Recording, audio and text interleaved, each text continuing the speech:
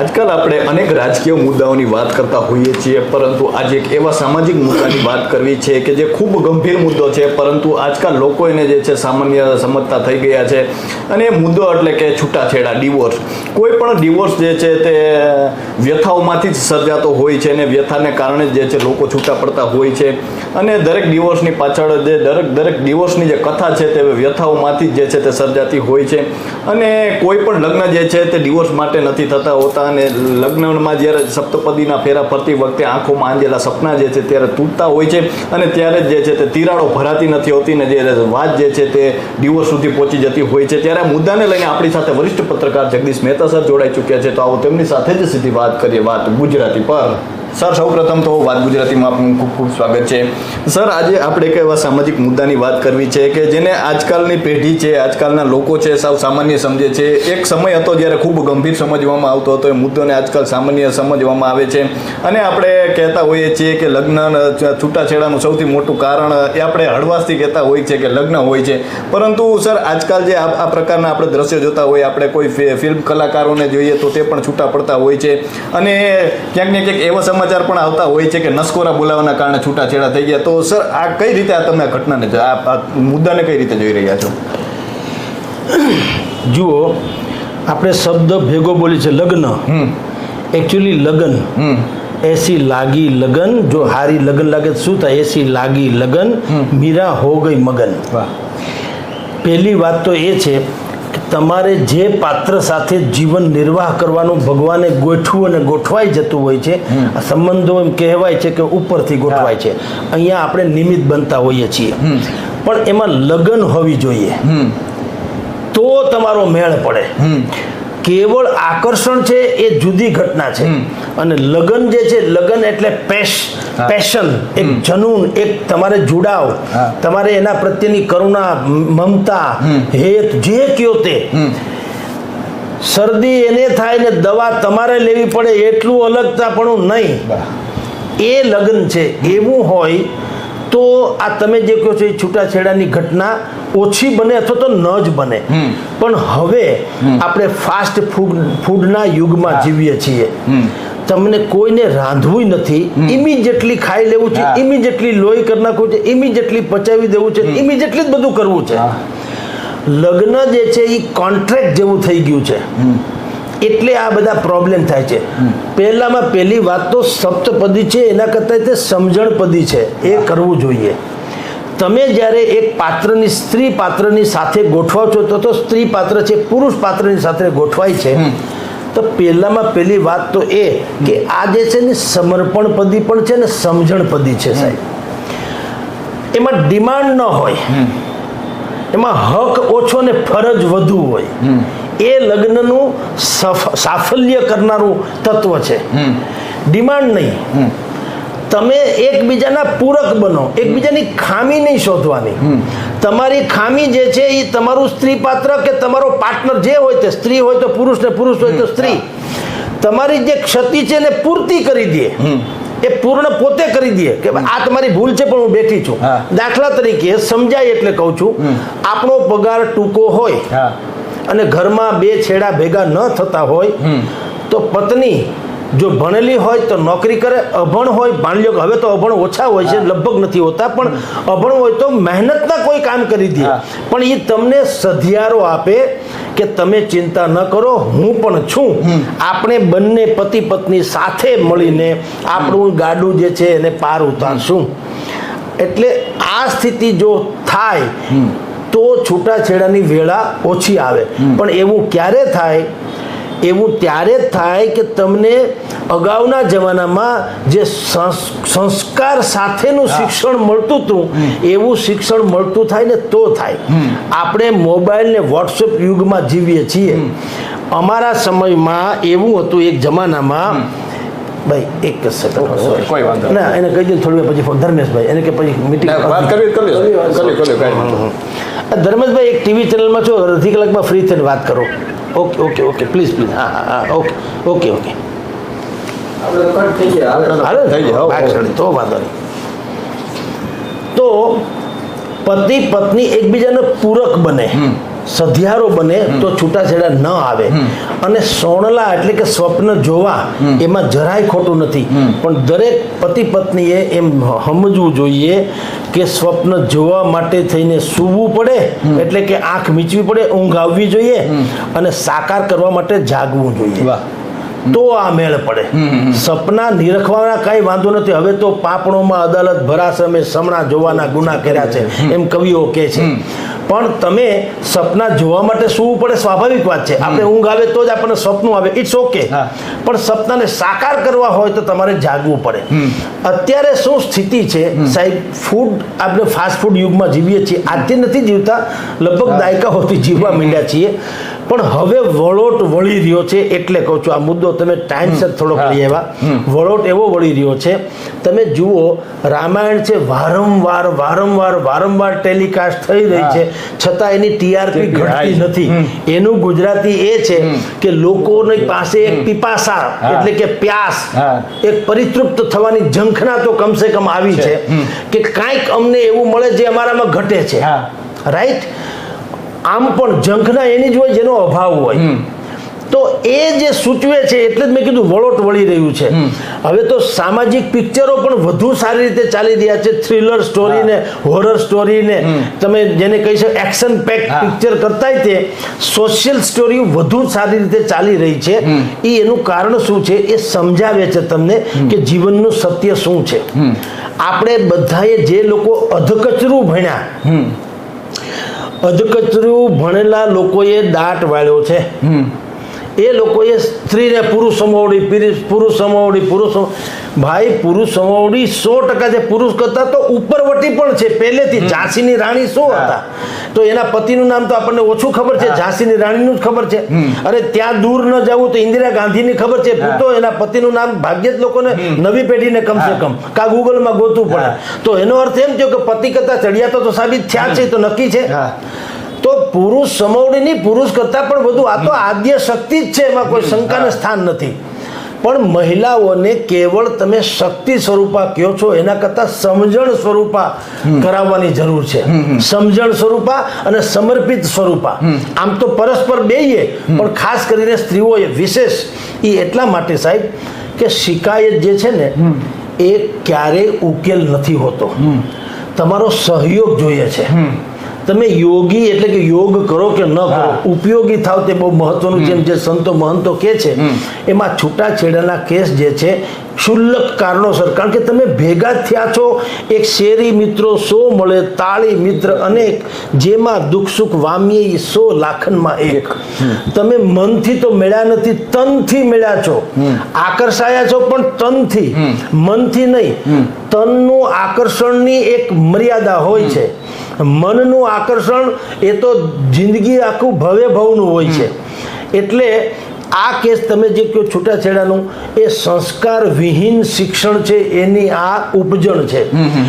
સંયુક્ત કુટુંબમાં રહેવાના જે ફાયદા હતા એ અત્યારે નથી મળી રહ્યા, એનું આ છે. આપણે બધા આપણા શિક્ષણને જૂનવાણી માનીએ છીએ ને એમ માનીએ છીએ કે જે શિક્ષણ છે અદ્યતન હોવું જોઈએ.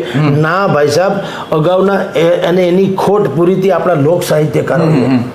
એ દાદા અને દીકરીનો સંવાદ છે. દાદા કે જાડો તે વરનો જોજો દાદાજી, જાડો તો કુટુંબ લવાવશે અને કાળો તે વરનો જોજો દાદાજી, કાળો કુટુંબ. એ જે ગીત હતું તો એ શું છે, દાદા કે છે ને દીકરીને પૂછે છે કે કેવો વર તારે જોશે, તો એણે કીધું આવું કે કેડે પાતળીઓ ને વાને ઘઉ વર્ણો રાજ, કે જેને મારી સહિયરું જે છે એ વખાણ છે. એ એવું કે છે. તો આ ડાયલોગ તો હતો જ. આપણે ટૂંકમાં પછાત નહોતા. દીકરી એના દાદાને કહી દેતી હતી કે આવો વર ગોતજો જેને મારી સહેલીઓ વખાણ છે. એટલે કે ટૂંકમાં આપણો માભો પડે, આમ કહેવાનો આશય એ છે. સર્વાંગી રીતે કહો તો, પણ એ ગામઠી શૈલીમાં છે. તો સવાલ એ છે કે આપણું જે પાશ્ચાત્ય શિક્ષણ હતું, પૂર્વેનું શિક્ષણ હતું, ગુરુકુલ પદ્ધતિ હતી કે તમને એક સુસંસ્કારી યુવક કે યુવતી તરીકે સમાજમાં મૂકે અને તમે ભણી ગણીને બહાર આવો ને. શબ્દ ભેગા હતા. અત્યારે આપણે ભણીને જ બહાર નીકળીએ છીએ, ગણીને નહીં. ત્યારે કહેવાતું ભણી ગણીને બહાર નીકળવાનું. એ ભણી ગણીને બહાર નીકળવાની વાત શું હતી કે તમને ખબર પડે કે પરસ્ત્રી માત સમાન. તમારા એક અગાઉના જમાનામાં આમ જુઓ તો ભલે બાલ વિવાહને અત્યારે લોકો ખરાબ માને છે, એ અમુક નહીં, મોટા ભાગે અંશે ઉંમરની દ્રષ્ટિએ બહુ સારું છે, એમાં કોઈ શંકા નથી. પેલા જમાનામાં તો સાવ બાલ વિવાહ નાનપણથી થઈ જતા હતા. એટલે એ ઉંમરની દ્રષ્ટિએ અને સાયન્ટિફિકલી બરાબર છે એ વાત કે બાલ વિવાહ ન થવા જોઈએ, પરંતુ બાલ સંબંધ એ જે થતો એના જે મૂલ્ય હતા એ તમને થોડુંક હું સમજાવું કે શું કામ આવું થતું. પેલા જમાનામાં જે છે વાહન વ્યવહારની વ્યવસ્થા હતી નહીં, એટલે હંમેશા સંબંધ આસપાસના ગામડાઓમાં અને નિકટના સગા સંબંધીઓ દ્વારા થતા. ફલાણાભાઈની દીકરી છે ને ફલાણાભાઈનો દીકરો છે, આસપાસમાં જે ગાડાવટના રસ્તે જઈ આવી શકો, સવારે જાવ ને સાંજે પાછા આવી જાય, ગામડા ગામમાં ભેવિશાળ સંબંધ થતા. એ નાનપણથી સંબંધ બાંધી દેતા. એનું ગુજરાતી શું થતું, બાળક 7-8 વર્ષનો થાય, ભલે બીજી કશી જ ખબર નથી હોતી, પણ એને એટલી ખબર પડે તમારા સસરા આજે ગામમાં આવવાના છે, અથવા તો આપણે જ્યાં જવાના છીએ એ તમારા સાસરાનું ગામ છે.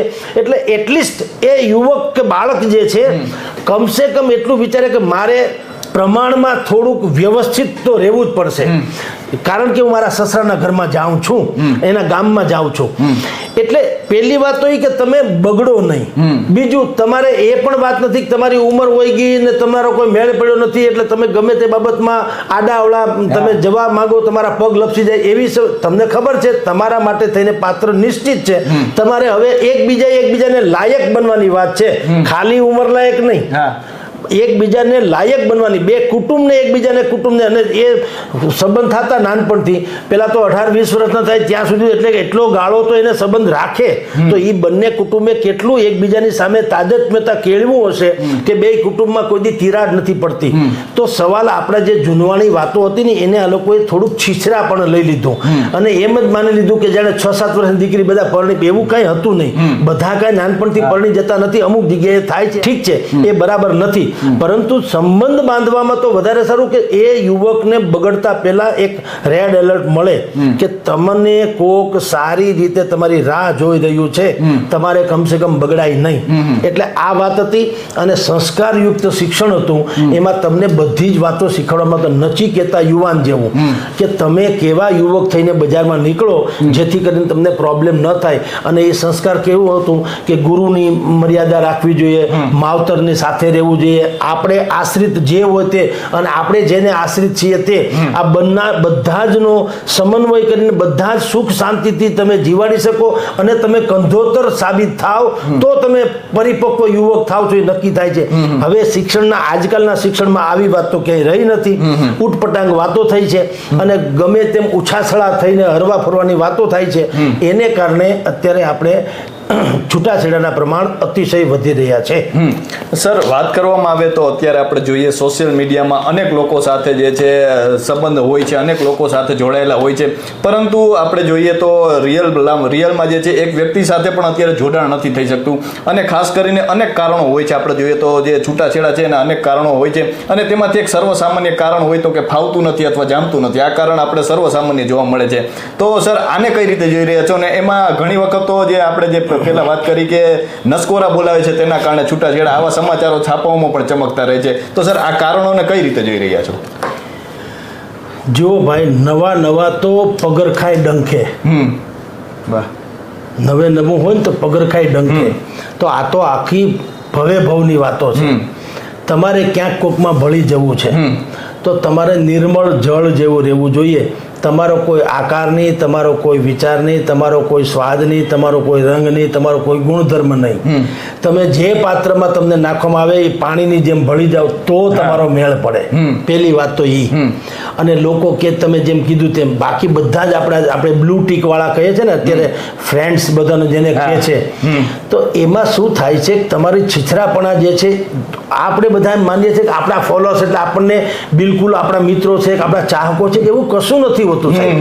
કાહટી તમે કરો, મારે તો તમને ખાલી આમ ટીક જ કરવું ને, એ ટીક કરાવવા માટે તમે અડધી પોણી કલાકથી મચતા હો છો કે કાંઈક એવું મૂકું જેથી મને સારા લાઈક મળે. લાઈક તો મેં તમારા આબરૂ ખાતરે મેળવી દીધું હોય. તમને એક સિમ્પલ એક વાત કરું. એક ભાઈ કાશીમાંથી ભણીને આવે, એની પાસે બધા પુસ્તકો છે, 18 વેદ ને પુરાણો. એક ગામ હતું હાવ તમે જેમ કહો છો આપણે જેમ અત્યારે છીછરા શબ્દો વાળા હોય ને એ ટાઈપના લોકો ત્યાં બેઠા હતા. એણે જોયું ભાઈ હાલા આવે છે તો એણે કીધું કે આવો ગોરબાપા શું છે, તમે પંડિતજી પધારો. તો કીધું હું કાશીથી ભણીને આવું છું, આ મારા બધા શાસ્ત્રો મને કંઠસ્થ છે અને હું બધું જ પ્રકારનું જ્ઞાનનો લાભ કરી શકું એમ છું. ઓલા કે બેસો ભાઈ, અમારા એવા જ લોકોની ઓલાને ટાઈમ પાસ કરવો હતો અને આ ભાઈને ખબર નહીં, આ તો વિદ્વાન માણસ હતા. આને એમ કે ભાઈ કે બોલો, પણ અમારી શરત એક છે. પંડિતજીને કીધું તમે કથા કરો અને અમે લોકો હરે હરે બોલતા જશું. હવે જો અમે થાકી જઈએ તો તમે કયો એટલું અનાજ કરિયાણું અમારે તમને દઈ દેવું. જો તમે થાકી જાઓ તો આ ચોપડા બોપડા બધા અહીં મૂકીને તમારે વહી જવાનું. તો પંડિતજીને સારા માણસ હતા, એને એમ થયું કે ભાઈ મારી પાસે તો 18 પુરાણ ને 4 વેદ ને આનો કોઈ અનંત, આ તો નેતિ નેતિ નેતિ હરિ અનંત હરિ કથા અનંતા, આ તો કોઈ કાળે મેળ પડે ને આ લોકો તો હમણાં થાકી જવાના, કારણ કે હરે હરે કેટલીક વખત બોલશે.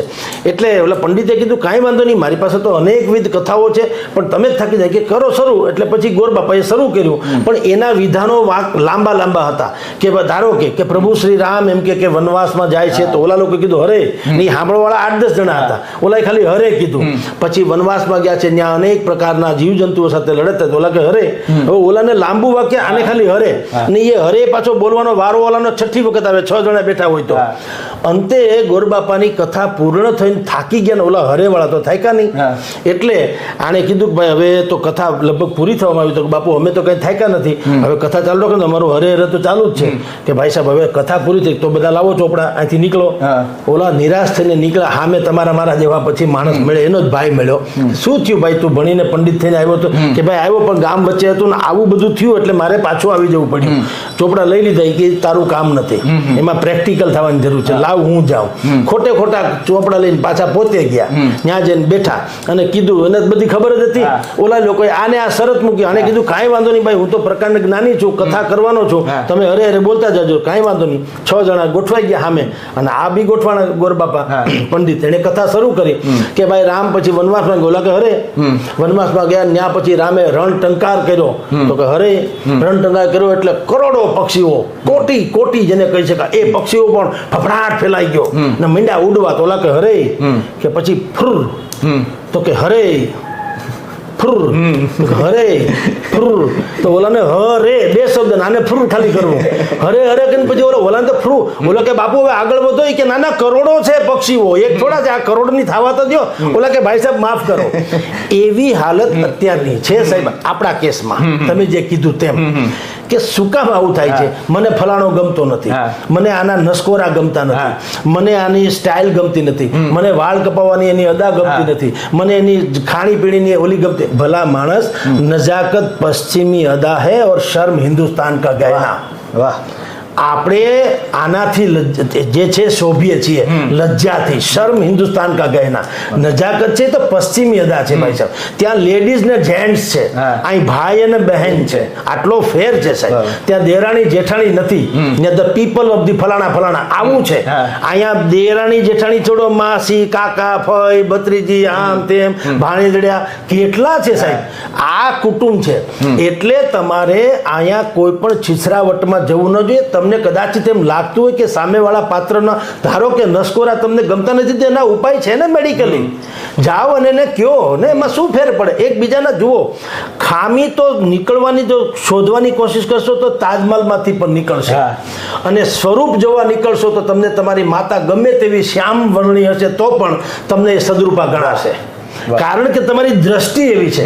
કોઈની માં કદરૂપી. તમે સીધી બાદશાહ આપણે જોઈએ છે, વાકડિયા વાળ વાળા, સંપૂર્ણપણે કાળા હોય, દુનિયાનો કોઈ ટેલિકોમ પાવડર એને સફેદ ન કરી શકે. પણ તમે એનું બાળકને તેડવા જાઓ, તમે બિસ્કિટ હું મલાઈ આપો કે બુંદી આપો કે તમે ગમે તે આપો, એ એની માની પાસે જેટલો આનંદ પામતો હશે, હું મેળવતો, એટલો જગતમાં ક્યાંય નહીં. એટલે માથી વિશેષ તો કશું નથી હોતું ને. તો સવાલ એ છે કે જે પાત્ર અત્યારે જે છીછરા પાણામાં છૂટી જાય છે, એ લોકોએ એકબીજાના પૂરક બનવાની જરૂર છે. નસકોરા નથી ગમતો કે છૂટું થવાની જરૂર નથી. નસકોરા તમને શું કામ આવે છે એનું પૃથ્થકરણ વૈજ્ઞાનિક ઢબે તમે ડોક્ટર પાસે જઈને મેળવી શકો છો અને એનો ઉપાય કરી શકો છો. એવી રીતે જેનામાં જે ખામી હોય તે, ધારો કે સ્ત્રી પાત્ર આવ્યું અને એણે એમ કીધું હોય કે ભાઈ મને પરિવાર સાથે, મને તમારા ફાધર મધર જેઠ બધા ફાવે નહીં. દરેકને મોટા ભાગે આપણે ત્યાં હિન્દુસ્તાનમાં અત્યારે તમને કહું, 2 મોટો રોગ અને એક સૌથી મોટી સમસ્યા. આમ જુઓ તો આ બધી મોંઘવારી, બેરોજગારી બધા કહે ને, એ ખોટી વાત છે. સાચામાં સાચું કહું, સૌથી મોટો કોઈ રોગ હોય ને તો એ દંભ છે. અને સૌથી મોટી સમસ્યા જે છે એ વિભક્ત કુટુંબની છે. દરેકના ઘરમાં આ જ પ્રોબ્લેમ છે. એક આવનારી મહિલા હોય કે ઓલા હોય, એને કોઈને ગલઢેરા માણસો ગમતા નથી હોતા. અગાઉના જમાનામાં કહેતા કે ભાઈ જો ગલઢેરા એટલે કે વડીલ લોકો ઘરમાં હોય ને, તમારું બાયણું ખુલ્લું રહે. બાયણું ખુલ્લાનું ગુજરાતી સમજ્યા કોઈ નવી પેઢીને ખબર નથી. દરવાજો ખુલ્લો એટલે છાના છપના બંધ. દરવાજો ખુલ્લો એટલે કાળા ધોળા બંધ. દરવાજો ખુલ્લો એટલે મર્યાદામાં જીવવાનું. દરવાજો ખુલ્લો એટલે તમારે છીછરાપણું કરવાનું બંધ. એટલે દરવાજો ખુલ્લો. દરવાજો ખુલ્લાનો બીજો કોઈ અર્થ નથી હોતો. તો સવાલ એ છે. અને બીજું, તમે ટીવીમાં પણ અમુક વસ્તુ જોઈ શકો, દાદા હોય, દાદીમાં હોય, બા હોય, પપ્પા હોય, તો તમારે બાકી એટલે એમ કરવાથી તમે બગડતા અટકો છો, સમજી લો. તો સવાલ એ છે કે એકબીજાની ખામી કાઢવી એના કરતાં એકબીજાના પૂરક થાવ ને ભાઈ સાહેબ. પતિ પત્ની શું છે? તમે જો ભગવાન રામને વનવાસ હતો, સીતાજીને તો હતો નહીં. તો સીતાજી તો જનક નંદિની હતા, તો જનક રાજા કહી શકાય કે દીકરી અહીં આવતી રહી. ત્યાં તો મહેલ હતા, દાસ દાસીઓ હતી, બધું જ હતું. પણ આપણે બોલી જે કે છે ને, રઘુકુળ ભૂષણ રામનું ગાદી તણું મુહૂર્ત હશે, પિતા વચન પાળવા ઈ તો વિકટ વનમાં જય વસે, ત્યાગી સુખો વૈભવ તણા, એ સીતાજી સહવાસમાં અમ દેશની આર્ય રમણી અમર છે ઇતિહાસમાં. એણે સોનાના જે પાત્રમાં જેની ચાખડી સોનાની હતી એવા જનક નંદિની માં જાનકીએ શું કર્યું? તમામ પ્રકારના જે આભૂષણો ઉતારી નાખ્યા અને પુષ્પના જે ફૂલ છે ટૂંકમાં એને આભૂષણ બનાવ્યા. વલકલની છાલ, ઝાડવાની છાલને એણે અંગ ઢાંકવાના વસ્ત્રો બનાવ્યા. અને પતિના પગલે સુખ ને પતિના પગલે દુઃખ. હે રઘુનંદન રામ, હું તમને વરી ચૂકી છું. મારું જીવન હવે જુદું નથી. એક આપણે કહે એક દૂજે કે લીએ, આપણે ફિલ્મ જોઈને એકબીજા પ્રેમલા પ્રેમલી કરીને કેટલાય લોકો આપઘાત કરી ગયા, પણ કોઈ લોકો જીવા નહીં એકબીજા માટે. એકબીજા માટે મરી ગયા. એકબીજા માટે જીવવાનો યુગ છે. અને એની ખામી જે છે દૂર કરીને એને જીવાડવાનો યુગ છે, જે માં સીતાજીએ કરી બતાવ્યું. એટલે આપણામાં સમર્પિત ભાવનો અભાવ છે. અને વિભક્ત કુટુંબ થવાથી કોઈ કેનારું રહ્યું નથી. હું તો હુંથી ઘરમાં એકલા હોય, બેયની માનસિકતા જે છે 18-20 વર્ષના કે 22 વર્ષના હોય યુગલ, હવે એને પરિપક્વતા ક્યાંથી હોય? એને તો જે છીછરું યુગ જોયું છે એમ કરીને ભેગા થયા. અને જેને મનનું આકર્ષણ નથી હોતું, તનનું જ આકર્ષણ હોય છે. શરીરનું કામ કરે એટલે. પણ જો વડીલોની સાથે તમે રહેતા હોય તો છાસ વારે તમને કહેતા રહે વડીલો, આમ કરવાનું છે ભાઈ, ઓલું ન કરાય, આપણે ફલાણું કરાય, આપણે આને ઘરે જવું પડે બેસવા, ઓલાને ત્યાં પ્રસંગ છે તેમાં જવું પડે, આપણે ન જઈએ તો ખરાબ લાગે, આમ કરીને તમને ઢાળે. એ જે કુટુંબ વ્યવસ્થા આપણી તૂટી ગઈ અનેકવિધ કારણોસર, એને કારણે યુગલો જે છે એકલા રહેતા થયા. એટલે તમારી જાણ ખાતર એક ભવે ભવના ભેળા થવાનો તો પ્રશ્ન જ નથી આવતો. લાઇકિંગ ડિસલાઇકિંગ જેવું થઈ ગયું છે, કોન્ટ્રાક્ટ પદ્ધતિ જેવું થઈ ગયું છે કે તમે મને શું કીધું હતું, હું ફરવા લઈ જઈશ, તમે મને ફરવા લઈ ગયા છો, આ છૂટા. અને છૂટવામાં કપડાં બદલાવો એમ તમે તમારા પાત્રો બદલાવો છો. તો એક વસ્તુ કહું કે ધરાવીને ધાન ન નીપજે ને કુડબીન માળું ન હોય, જેસલ જખરો નીપજે જેની માં હોથલ પદમણી હોય. અત્યારે નથી કઈ સ્ટે નથી. કોઈએ શિવાજી હવેથી કોઈ જીજામાએ આજથી શિવાજીને જન્મ ન આપવો એવો કોઈ સ્ટે નથી. કોઈ પણ પુતળીબાઈએ કે કોઈ પણ જે મહાત્મા ગાંધીજીના માતુશ્રી હતા તો કોઈ એમને કે હવે કોઈએ ગાંધીજીને જન્મ ન આપવો, કોઈએ સુભાષ બાબુને જન્મ ન આપવો, એવું છે નહીં. કોઈ કુખ વાંજણી રહેવાનું છે, ક્યાંય નિયમ નથી. પણ એવા પાકવા તો જોઈએ. શું કામ નથી પાકતા? કારણ કે તમે છો છીછરામાં, મર્યાદામાં તો રહ્યા નથી. મર્યાદા કેવી હોય એનું તમને આવી જ એક દાખલો તમને કહું છું. એભલ રાજાનો દાખલો છે. મર્યાદા કેવી હોય છે? એભલ ગયો નિજ ઓરડે, સિંહલ ઉપહાસ્ય કર્યું, તેદી પોઢેલ ચાપો પિંગલે એણે વસ્ત્ર મુખ ઉપર ધર્યું, અને તેદી જોગ માયા જીભ કરડી, અને સીધાવી સ્વર્ગવાસમાં દેશની આર્ય રમણી અમર છે ઇતિહાસમાં. આ વીર ચાપરાજ વાળો જે કે ને એ પેદા કરવા માટે થઈને આવી જોગ માયા જોઈએ કે એભલ ગયો નિજ ઓરડે. એટલે એભલ રાજા હતા, પોતાના નિજ ઓરડે અંગત જેને આપણે બેડરૂમ કહીએ છીએ ત્યાં એ ગયા અને બંને પતિ પત્ની એકલા જ હતા, બીજું કોઈ નતું. ચાપરાજ વાળો તો 6 મહિનાનો હતો ને ઘોડિયામાં સૂતો હતો.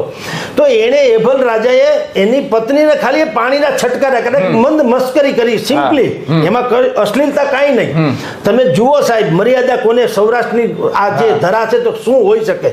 એભલ 6 મહિનાનો હતો, એને જુઓ ઉપવસ્ત્ર માથે ધર્યું, એને લુગડું ઓઢી ગયો, એને એમ થયું માની એભ ન જોવાય એવું આ લોકો બે સમજાવ. ઓલું તો બાળક હતું પણ માથે એને જ્યારે આમ લુગડું ઢાંકી દીધું તો એભલની માં જે હતા, ચાપરાજ વાળાની માં હતા સોરી, એણે એમ કીધું એભલને કે આ મારી એભ જોઈ ગયો, દીકરો એભ જોઈ જાય એ તો હાલે તેદી જીભ કરડી જોગ માયા સીધાવી સ્વર્ગવાસમાં. જીભ કરડીને જીવ દઈ દીધો કે જે પુત્ર મારી એટલે કે એની માની એભ જોઈ જાય તો મારે હવે જીવવું. તમે વિચાર કરો, મલાજો અને મર્યાદાની ચરમસીમા, જીભ કરડી જોગ માયા સીધાવી સ્વર્ગવાસમાં, અમે દેશની આર્ય રમણી અમારે છે ઇતિહાસમાં.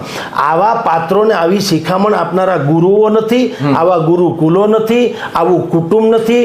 કુટુંબ 10 જણા ભેગું થાય, જેના અન્ન ભેળા અને મન ભેળા, એમ ભેગું થઈને કોઈ ખાઈ શકતા નથી, કોઈને કોઈનું સાંભળવું નથી, બધાને ડિસ્કોથેકની જેમ ઓલું કાનમાં ઓલા ભરાવીને હાલે જવું છે, કોઈનું સાંભળતા નથી, પોતાનું સાંભળતા નથી. અને સરવાળે અકસ્માત થાય છે. એટલે એટલા માટે તેને છૂટાછેડાના કેસો વધી રહ્યા છે. સર, ખાસ કરીને વાત કરવામાં આવે તો એક પેઢી હતી જેના માટે આ દરેક વસ્તુ જે છે ખૂબ મહત્વની હતી, લગ્ન ખૂબ મહત્વના હતા, અને આ જે પેઢી છે એમાં બદલાવ આવ્યો છે, આટલો બધો ગેપ આવ્યો છે. તો સર એનું શું કારણ હોય શકે?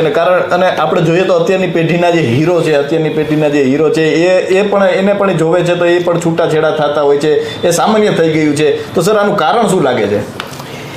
કારણ એનું એ છે કે જે પ્રસંગો તમારા ને મારા જીવન માટે પ્રેરણારૂપ હોવા જોઈએ એ પ્રસંગો કોઈ કહેતો નથી. હાઇલાઇટ હંમેશા આવું થાય છે, છીછરું હાઇલાઇટ થાય છે. તમારે જો દૂધ તમારે ઘરે ઘરે વેચવા આવવું પડશે ને દારૂ તમે લેવા જવું પડે. આ ખરાબી જે છે ને એનું આકર્ષણ આવું હોય છે. ખરાબી તમે જુઓ, કોઈને ખરાબી, બદમાશી, ગુંડાગીરી કે અસામાજિક પ્રવૃત્તિ શીખવવી નથી પડતી. તમારે જ્ઞાન આપવું તો શીખવવું પડે, મર્યાદા શીખવવી પડે, પણ તમારે આબરૂ વિહીન થવાનું કે ઇજ્જતનો ફાલુદો કરવાનો એ શીખવવું ન પડે. એની જાણે આવી જાય છે. અપશુકનથી માંડીને, અપશબ્દથી માંડીને, અપકીર્તિથી માંડીને, અપસંસ્કૃતિ, આ બધું જે ખરાબી ટૂંકમાં જેને કહેવાય છે એ નૈસર્ગિક છે, એની જાણે આવી જાય. ઓલું તમારે સાધના કરીને પાળવું પડે. તો તમારે ને મારે અત્યારે તમે જે વાત કરી, મીડિયામાં શું આવે છે અત્યારે, છેલ્લે લેટેસ્ટ વાત કરું, હાર્દિક પંડ્યા બોલો, એને સંતાન છે, પતિ પત્ની છે, પરિણાતા સંતાન છે, ને હવે એમ કહેવાય છે કે બીજી કોઈ નખરાળી બાઈ છે એની અરે હાર્દિક પંડ્યાનું એમ કે ક્યાંક સેટિંગ ચાલે છે. હવે આના એ લોકો આને છૂટાછેડા આપવાની વાત હાલે, અને પાછા બધા હસતા મૂકે. આમિર ખાન એને છૂટાછેડા લે છે, બીજી બાઈ બેસાડે છે, તોય પછી પેલી બાઈની બધા ફંક્શનમાં તો હારે નારે હોય છે. ક્રિસ ફિલ્મનો હીરો ભાઈ ઋતિક રોશન, એને આ મારી સાંભળમાં લગભગ બીજી ત્રીજી છે, સમજી લ્યો. અને છતાંય પાછા બધા હેલો આઈ કરે છે. તમે કલ્પના તો કરો.